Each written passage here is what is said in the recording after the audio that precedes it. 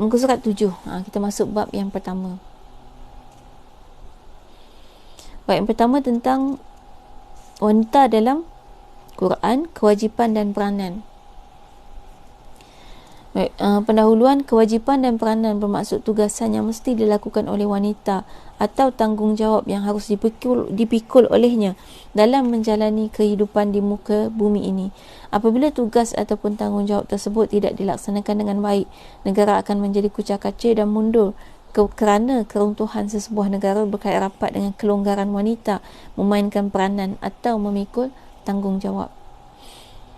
Keruntuhan negara berpunca daripada keruntuhan masyarakat. Keruntuhan masyarakat pula dikaitkan dengan kegagalan institusi keluarga berfungsi dengan lancar. Sebenarnya masyarakat harus bergerak seiringan dengan tarbiyah Islamiah kerana asas bagi pembentukan masyarakat yang berjaya ialah tarbiyah itu sendiri. Baik. Jadi ini kita nak bincang tentang wanita dalam Quran dan juga terus kepada kewajipan dan juga peranan kita secara umum yang disebutkan dalam Quran. Baik. Jadi sebenarnya wanita tu ada peranan yang sangat besar yang kita disebutkan sebagai wanita adalah tiang negara, gitu kan. Jadi peranan yang besar tu apa? Sebenarnya lelaki tak akan berjaya berada di luar rumah kalau isterinya tu buat perangai pelik-pelik, kan? Jadi kesolehahan isterinya di rumah yang tidak mendatangkan masalah kepada fikiran, kepada emosi si suami, maka itulah yang memberikan kejayaan kepada lelaki. Sebab tu ada orang kata, ada pepatah yang mengatakan di sebalik kejayaan seorang lelaki pasti ada seorang wanita di belakangnya. Sebab memang kejayaan lelaki tu ada wanita yang solehah, dan ada wanita yang baik.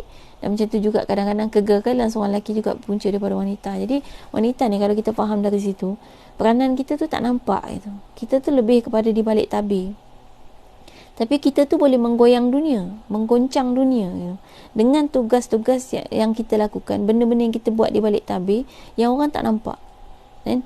Orang tak nampak yang kita torture fikiran suami kita dalam bilik. Dalam bilik tu kita duk sebutlah pasal, kita bukannya marah torture macam memberi tekanan, tapi kadang-kadang kita duk sebut pasal tu orang sebelah dah tukar kereta baru, kan? Orang sebelah dah beli langsir baru, orang sebelah tukar kapet baru, kita apa pun tak ada yang baru, dan semua yang 10 tahun dulu gitu, tak pernah berubah. Mungkin kita cakap macam tu je. Lepas tu suami kata dah lah, terima je lah, contoh kan, sabar je lah, tu yang kita mampu. Isteri pula jawab, tak apalah, kalau dah memang tak sayang kat kita, sudah kan. Contoh. Lepas tu kita pun merajuk. Itu boleh membebankan pemikiran seorang suami. Akhirnya dia pergi kerja fikir macam mana dia nak bagi keselesaan kepada isteri dia, kan? Jadi maknanya tu yang kita kata, benda yang kita tak nampak. Lepas tu akhirnya kerja suami jadi down, dia tak boleh fokus disebabkan apa yang disebut oleh isteri dia. Jadi tu maknanya tugas seorang wanita yang kita kata ada tanggungjawab, ada peranan yang sangat besar yang tidak kelihatan gitu. Dan dari dulu tu bagaimana sahabat-sahabat Nabi SAW tu boleh keluar berjihad dengan baik, kan? Boleh keluar ke medan perang, itu adalah kerana isteri-isteri mereka melepaskan dengan redha gitu, kan? Kalau isteri-isterinya tak lepaskan, maka boleh jadi dia di medan perang pun kacau. Baik, jadi maknanya itu secara umumnya, dan disebut kat sini bahawa sebenarnya sebuah masyarakat itu terdiri daripada keluarga. Ini dia punya pola dia kalau kita lukiskan, sebuah negara, peta besar, kan? Negara dunia yang terdiri daripada negara-negara, dan setiap negara itu dibangunkan oleh rakyat dia, dan rakyat itu kelompok kecilnya adalah keluarga, kan? Kemudian keluarga ni terdiri daripada individu-individu dalam tu. Jadi maknanya sebenarnya kejayaan sebuah masyarakat, kejayaan sebuah negara, kejayaan satu dunia ni, itu berpunca daripada individu-individu. Jadi memang Islam tak pernah meremehkan peranan walau sekecil mana pun individu-individu tu. Kita kalau nak mudah faham ginilah, apa perangai anak buat, kan? Itu buat mak pening, kan? Kalau anak tu baik, contoh kan, dia tak buat perangai minta macam-macam. Nak beli, kejap nak minta beli robot tu, kejap nak minta beli mainan ni, kejap nak minta beli ni. Kalau tak bagi, marah, mengamuk. Cuba kalau anak tu kita bawa pergi shopping mall, tak minta apa-apa, kan kita tenang gitu. Hidup kita tenang, fikiran kita tenang, kita boleh pilih barang dengan rasional, kita jadi tak emosi. Jadi maknanya yang orang nampak mak dia tenang, padahal sebenarnya di sebalik ketenangan ibu tu ada anak yang tenang. Macam tu juga orang tengok mak tu duk marah-marah, kan? Muka monyok, kening berkerut, kan? Duk marah-marah. Orang kata apalah dia ni duk mengamuk-ngamuk. Sebenarnya di sebalik marah-marah mak tu ada anak yang duk mengamuk-ngamuk kat belakang. Ada anak yang duk mengamuk-ngamuk kat dalam kereta. Ada setengah tu bila mak ni turun pergi kedai, anak dia duk tekan horn.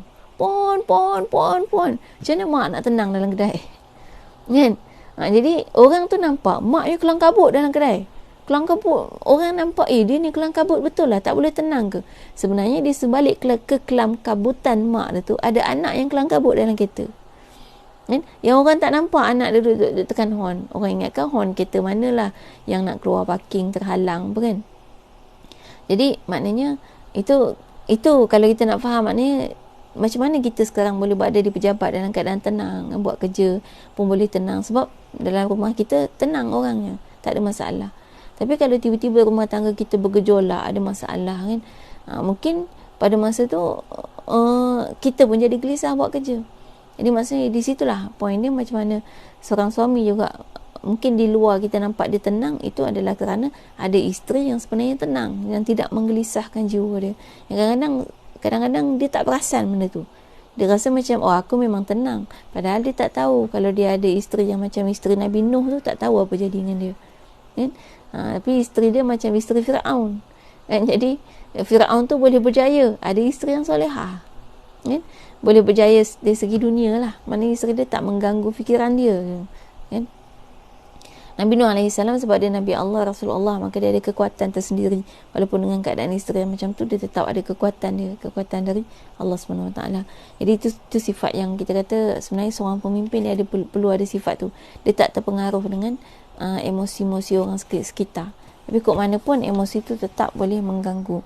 Kalau kita biasa dengar kisah Hanzalah kan? Hanzalah yang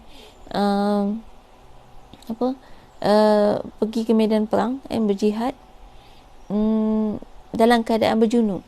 Maksudnya malam pertama dia kahwin, dipanggil jihad, dalam keadaan junub itulah dia pergi ke medan perang dan dia mati syahid. Dan kisahnya dia dimandikan oleh para malaikat. Mandi wajib. Sepatutnya kan orang mati syahid tak dimandikan, tapi kemudian ada yang menyaksikan Hanzalah dimandikan oleh malaikat. Jadi rupanya Hanzalah disebutkan bahawa sebenarnya dia berada dalam keadaan junub, dia terus pergi ke medan perang. Nampak tak sebenarnya orang pergi jihad ni, dia bukannya boleh siap-siap, nak sempat siap-siap. Sebab tu Allah jadikan orang lelaki ni tak payah bersiap sangat. Dia nak keluar pergi mana-mana, dia kan bersiap sangat kan? Dia takat pakai baju selai sudah kan, tu je. Tak ada barang-barang handbag dia tak ada. Dia tak ada kelengkapan yang perlu dipenuhkan dalam beg dia. Cukup dalam poket dia ada duit dah. Sebab memang sebenarnya Allah bagi cipta macam tu. Sebab untuk pergi ke medan jihad, nampak tak, sampai tahap mandi wajib pun tak sempat. Maksudnya kalau dipanggil jihad, kena terus mungkin dengan baju tarik je terus bawa keluar, pakai sambil berlari. Dan memang orang lelaki boleh buat gitu. Kalau kita pakai baju sambil berlari, tak sempat pakai kan? Maknanya bukan kemampuan kita lah. Allah tak cipta kita macam tu, sebab bukan tugas kita pun macam tu. Jadi maknanya tanggungjawab orang lelaki tu memang untuk keluar berjihad dalam keadaan tak sempat buat apa pun. Kalau dipanggil terus keluar, tak tinggalkan semua benda yang ada kat rumah. Itu kewajipan dia. Baik, muka surat 8 Oleh itu, untuk memperbaiki sesebuah masyarakat yang telah rosak adalah dengan cara memperbaiki institusi keluarga, dan permulaan untuk memperbaiki sesebuah keluarga itu adalah bermula daripada perananmu, wahai wanita.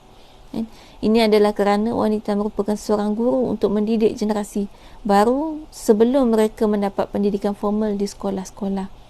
Jadi dapatlah dikatakan bahawa para wanita adalah pendidik utama bagi membentuk generasi model insan yang kian ditagih dan diperlukan dalam masyarakat.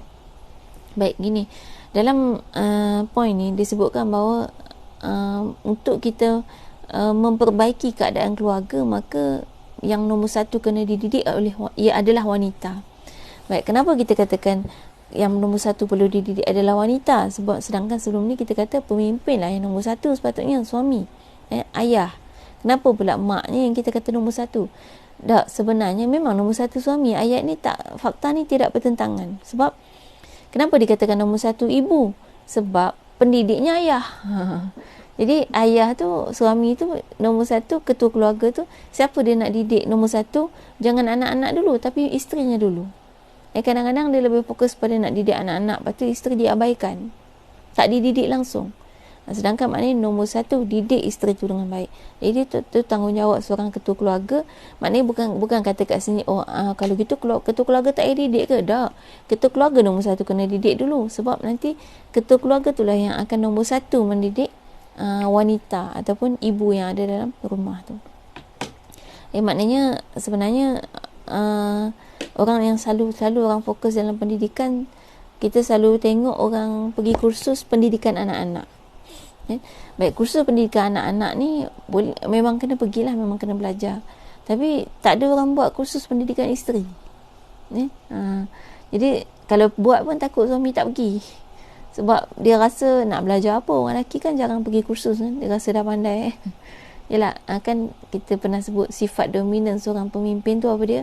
Tak mahu dipimpin. Jadi memang agak susah kita nak jumpa orang lelaki yang mahu belajar untuk dipimpin. Tapi sebenarnya pemimpin sepatutnya dia jelas faham bahawa seorang pemimpin itu lebih utama untuk belajar berbanding dengan yang dipimpin. Sebab dia pemimpin gitu. Dia jelas maknanya kenapa dikatakan wanita yang pertama sekali kena dididik, sebab pendidik dia adalah lelaki. Jadi kita tak perlu sebutlah orang lelaki nak didik. Dalam sebuah rumah itu wanita tu perlu dididik betul-betul.